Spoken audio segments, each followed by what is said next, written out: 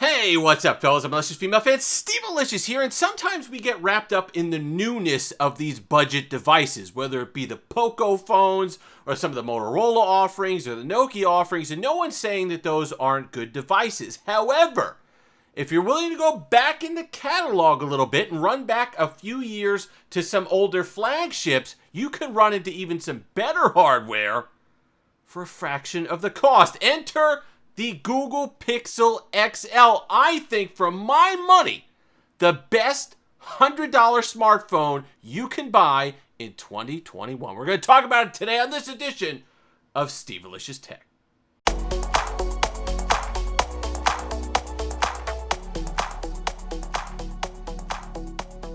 And we're back as always. Thank you so much to all the new subscribers, inching ever so close to 3,000. If you've been here for a bit, if you enjoy the videos, go ahead and tussle that subscribe button. It certainly means a lot to me. Happy Valentine's Day. I hope you're having a wonderful one, as wonderful as it can be without Steve Malicious as your Valentine, that is. But let's talk about the Google Pixel XL and what you can actually pick up for $100.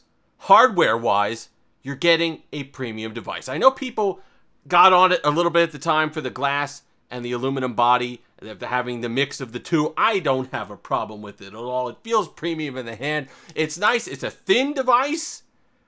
It's a lighter device without feeling cheap, and that's an art form that apparently we've lost. Samsung? And, for a while, listen, for a while, I was one of those people that said, geez, fellas, there comes a point when the device doesn't have to be any lighter and thinner anymore. And Samsung with the S21 Ultra is like, we got you, fam. And they basically get you a Buick. 230 grams, and the thing's this thick, and they don't even give you the headphone jack back.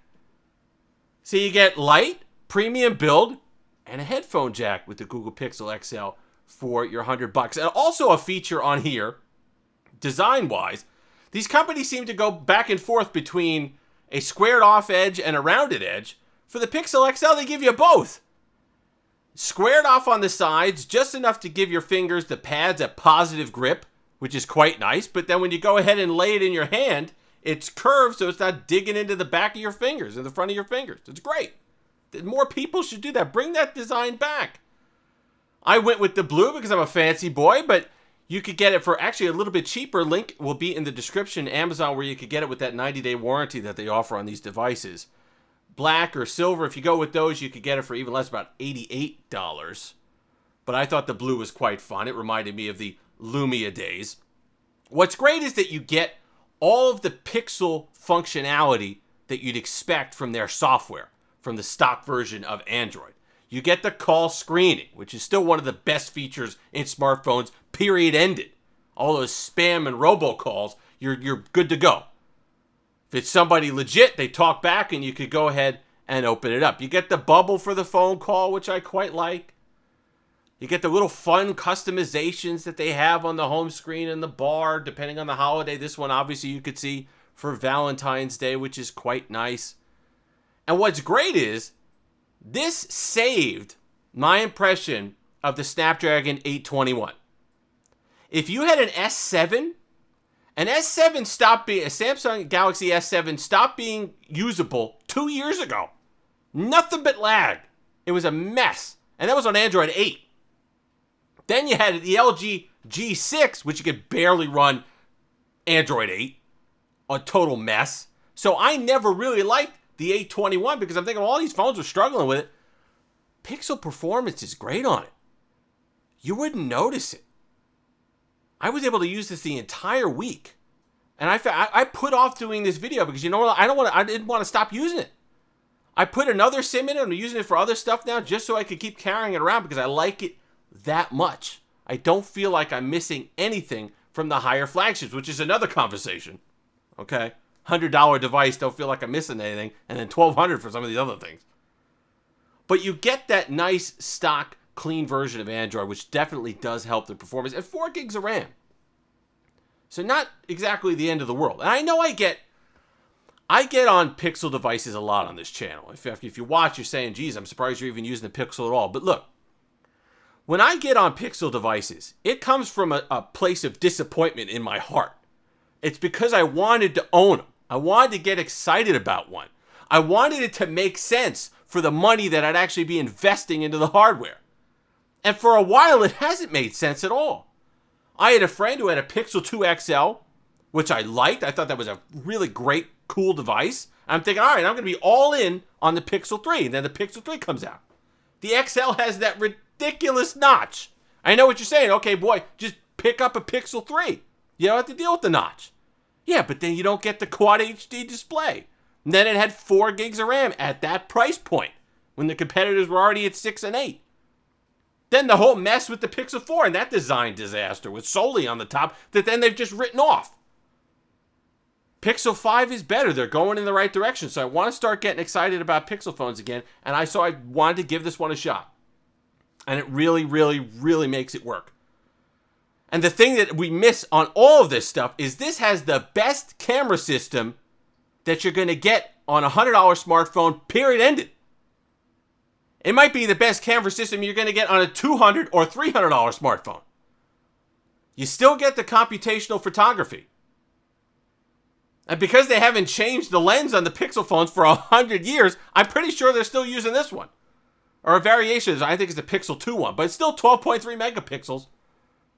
You get night sight on it, believe it or not, which is not something that I would have expected. You could see here the great photo that this was when it was snowing.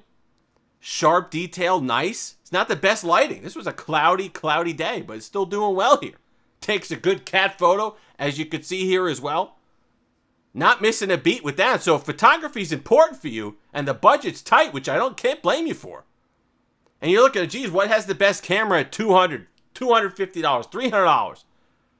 Pick up a Pixel XL, $100.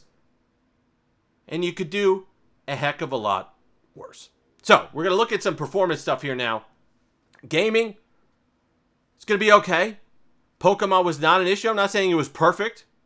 This is going on 5-year-old device, so there were a couple hiccups, but you can see I was still able to play the game just fine. Scrolling worked well. I was able to get through the OS. I was able to put any functionality app that I really wanted on there with no issue whatsoever. So I found that to be okay. Now, it's not all sunshine and rainbows.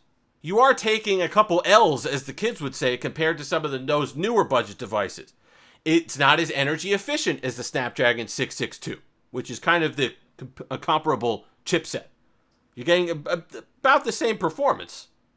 And this is a 5-year-old flagship chipset.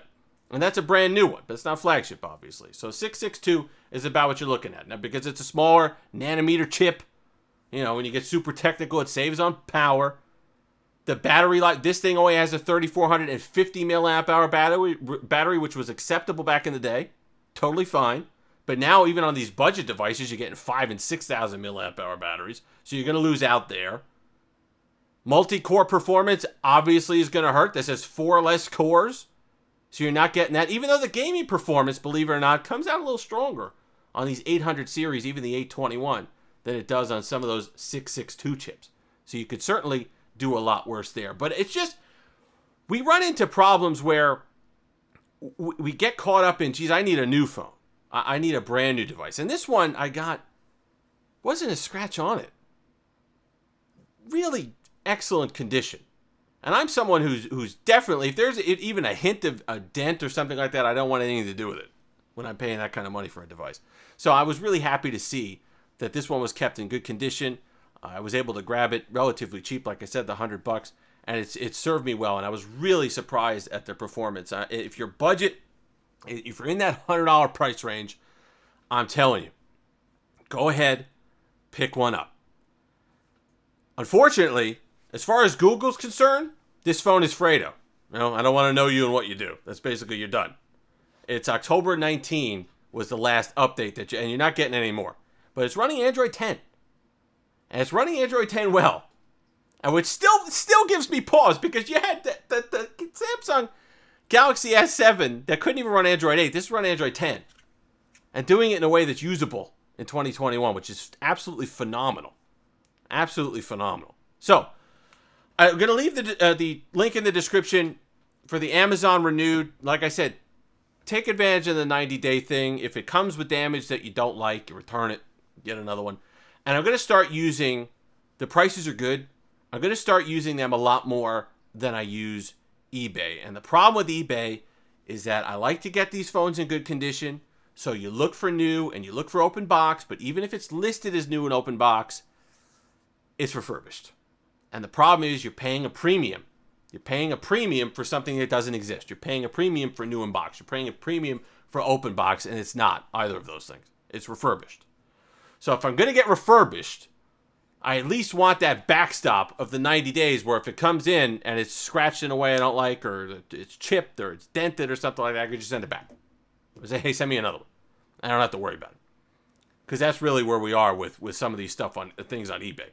You know, the super older devices, the BlackBerries, I'm still going to be on eBay, but for those mid-tier 2 and 3 and 4-year-old phones, I'm going to give Amazon Renewed a chance. So link will be in the description. But let me know what you think. If you had one of these back in the day and you liked it, a fun color, nice design, yeah, so what? It's got some, everyone wrapped up in the bezels. Personally, I like the aspect ratio. Is it 16:9? Yeah, 16:9 aspect ratio, which I personally like on devices. I like viewing content on there. I like it a little taller for games and stuff like that. So I like that. I like having bezels. I don't care. You hold it like this. You at least got your place for your thumbs when you're watching. You just focus on the screen. I don't need these infinity displays falling off the side. I think it's all stuff that's just nonsense. Give me one of these. You got Quad HD, OLED panel, nice hardware. If you needed backup phone, something like that, it's just a phone for your kid or whatever it is, or you just looking for a budget, you don't need anything fancy, $100. Pick one up. If you made it this far, like, comment, subscribe, all that fun stuff. Until next time, have that Steve-alicious day.